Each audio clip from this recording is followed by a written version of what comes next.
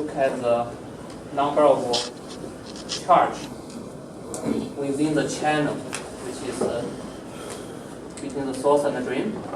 So of course here we talk about the on state. That means the transistor is turned on. The gate voltage is above the threshold voltage already.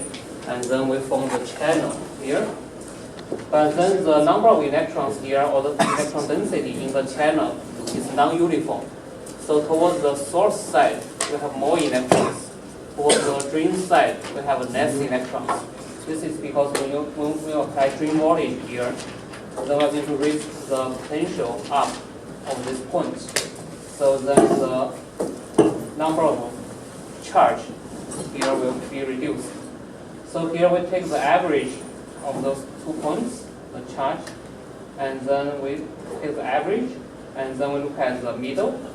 So then this is the number of charge in the middle on average, and then we consider that those charge will move with some velocity, and this velocity is given by the horizontal electric field from the drain to the source. So then this is direct current, then we have the mobility and the electric field. And the electric field in this case is the drain voltage divided by the channel length L. So if we plug in all the numbers here, eventually we get this equation. And this equation is for the triode or the linear region of the transistor before the channel pinch off. So the pinch off means here the number of electron or electron density towards the drain reduced to 0.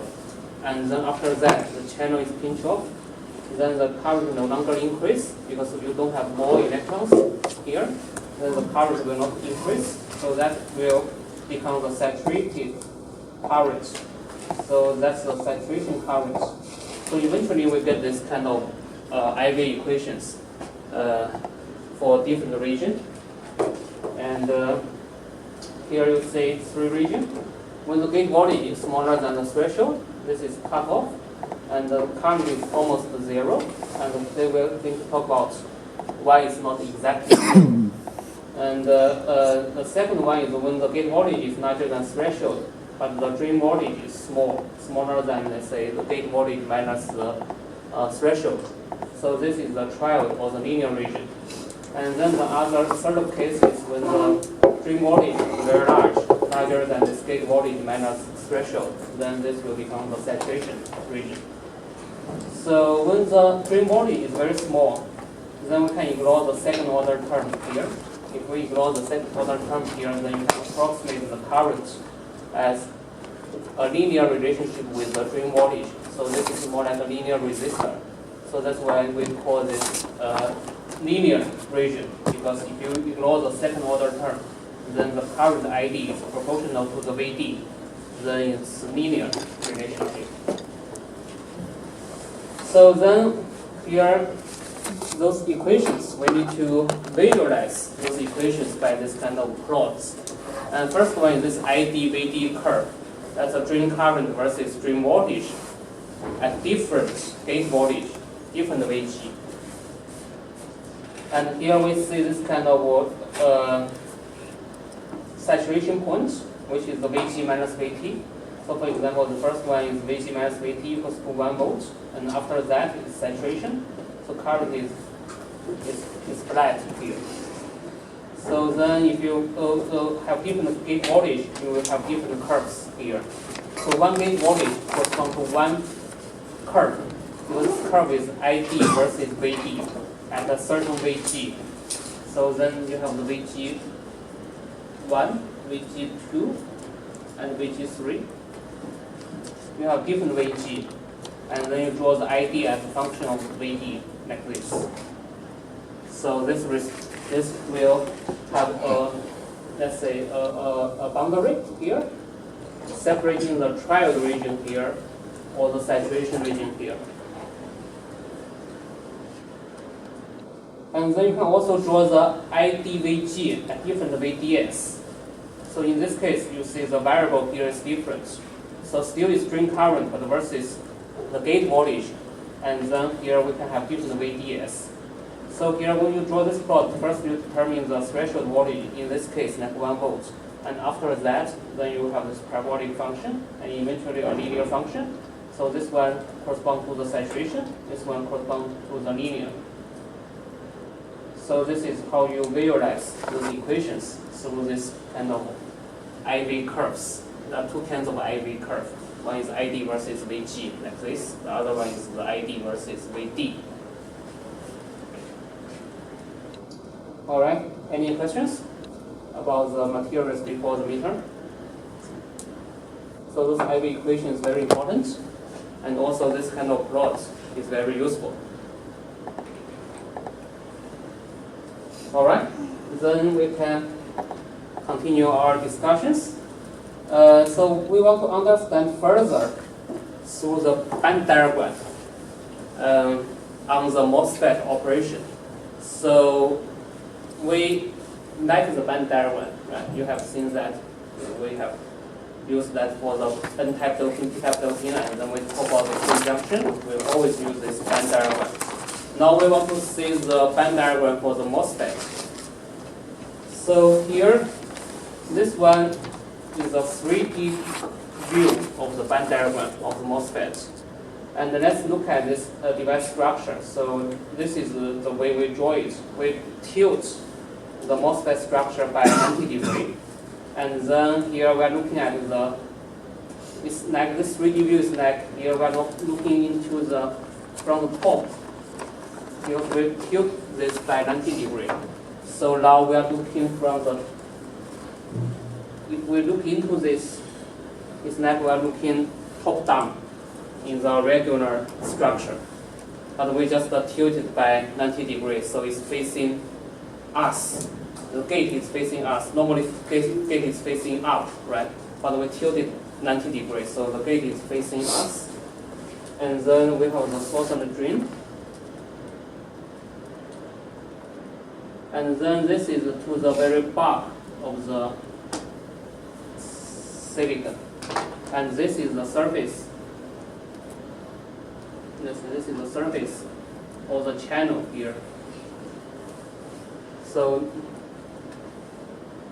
this is how we make the structure, because we want to make it easier to view from the band diagram. So we rotate this by 90 degrees.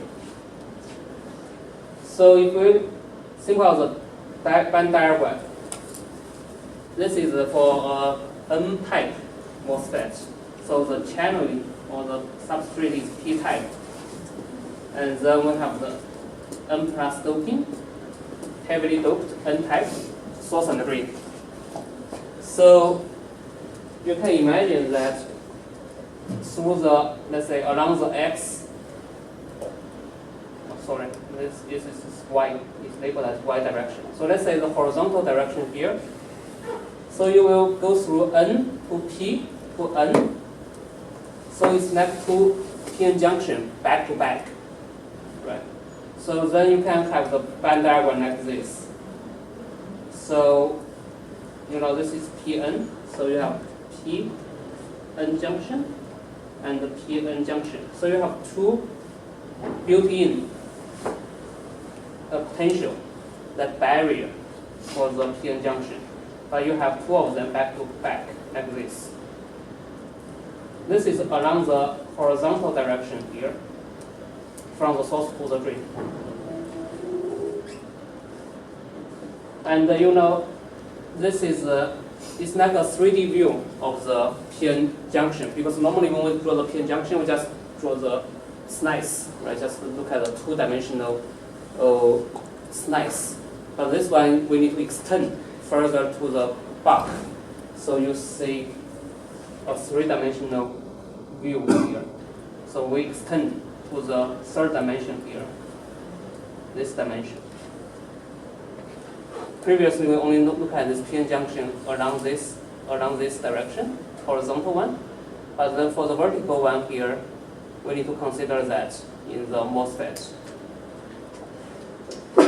So here, source and drain, and then the source and drain have a lot of electrons, right? Because this is lower the barrier, it's a lower potential, and the electrons tend to occupy the lower potential. So you have a lot of electrons in the source and drain, which is also true from the doping point of view. So N-type doping should have a lot of electrons as majority carrier. But here, the gate and the drain voltage is 0 in this case. So no carriers in the channel. The channel is P-type. So channel has holes, but no electron. And then, if the gate voltage is large enough, okay, here, what the gate voltage will do here, you apply gate voltage to this surface. It's going to bend down the band towards the surface. Let's say this is the surface. This is the surface of the channel. Or in the other direction, this is what we show in the MOSFET lecture 8. So you see this, right?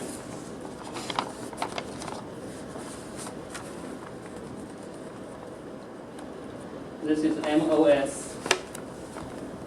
So this gate voltage bend down the band towards the surface.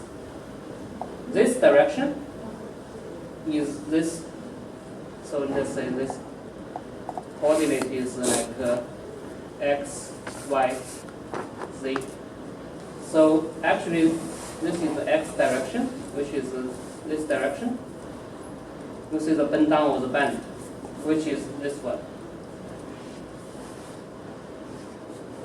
If you cut the channel along the x direction or this vertical direction, you will get that MOS band diagram. And in the 3D view, you will see this bending of the band towards the surface here. So that means to the surface, the barrier height here will reduce. Previously it's like this high, now this is reduced because this is bent down to the surface. So the surface, you see you will have some immersion electrons. So that's why you create this channel. So you have some electrons towards the surface. And then you apply drain voltage, the current will flow. Why is that? Because when you apply drain voltage, the drain voltage is going to bend down the band in the drain. So you know the electron, then the band diagram will be bent down like this. And you know the electrons tend to go to lower potential. It's like this water, you know, will fall down. So that's why you have electron flow like this. Then you have the current. So this is how we look at the MOSFET structure from the band diagram point of view. Any questions?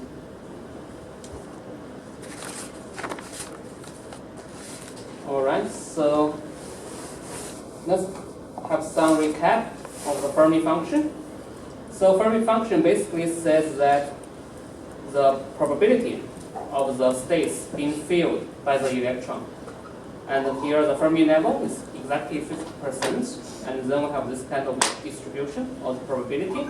So this is exponential tail, because as we discussed, you can approximate this as a Boltzmann equation, then you can have exponential decay of the probability. So that means in the EC, in the conduction band, the higher the energy, exponentially less probability for the electrons to occupy. So then let's look at the band diagram along the channel direction, which is this direction, this y direction. If you look at this direction, or if you cut one slice in the YZ plane, you will get the band diagram like this. So this is because this is N, and the channel is P, and then the drain is N. So you have two pin junction back to back, and then here in the equilibrium state, which means you don't apply voltage, then you have a single Fermi level. The EF is flat. Now when you apply voltage, then what will happen? Okay. So first, when you apply the gate voltage, so gate voltage is going to basically push down the band of the channel. And then if initially the gate voltage, let's say 0 voltage, you have this dash line of the barrier height for the NPN. With the gate voltage, you are going to bend down the band, or effectively the barrier height will reduce. So the barrier height used to be like this. Now it's only this.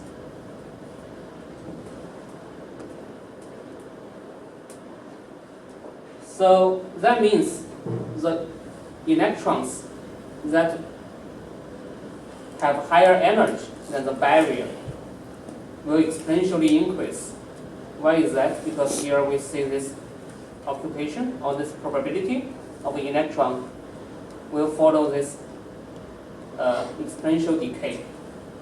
So if you reduce the barrier height, then you will have exponentially more electrons that can jump over this barrier.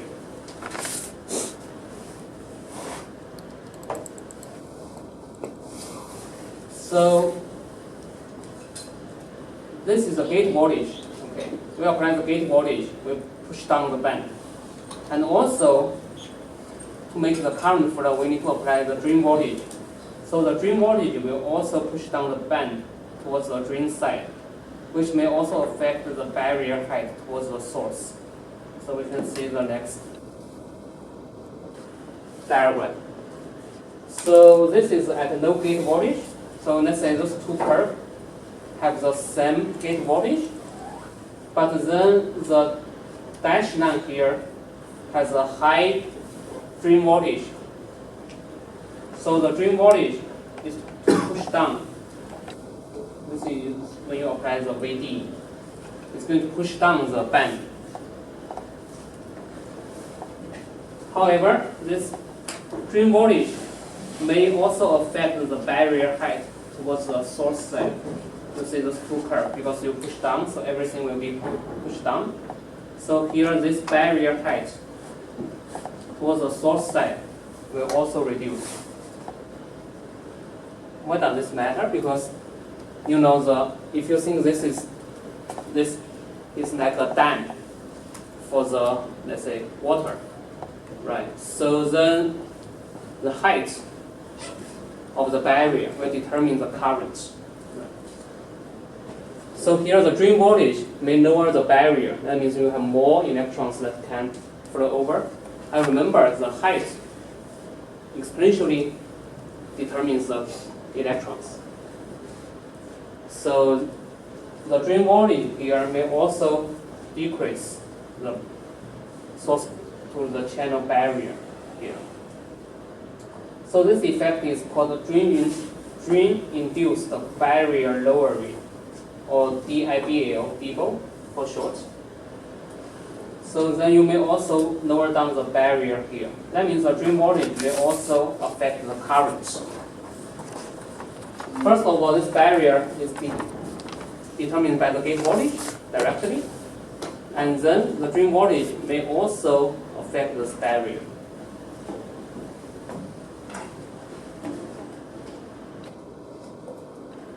So eventually, when you apply the gate voltage, you are going to push down the band here. When you apply drain voltage, you are going to push down the band here.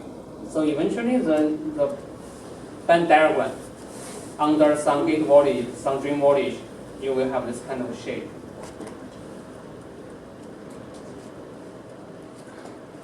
And you may have many electrons here. Then those electrons can jump over, and then they can fall down.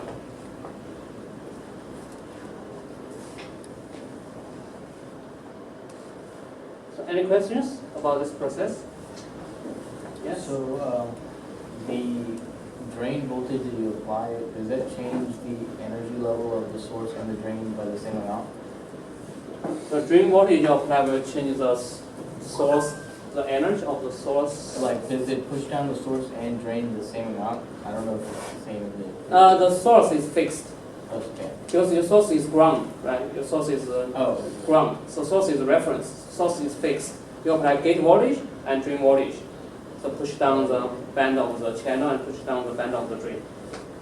Source is fixed. So here we can look at the band at various bands. Here we only show the EC, but you know the EV will have the same shape. So they differ by this band gap EG. So here, for example, here the first case is when the gate voltage is 0.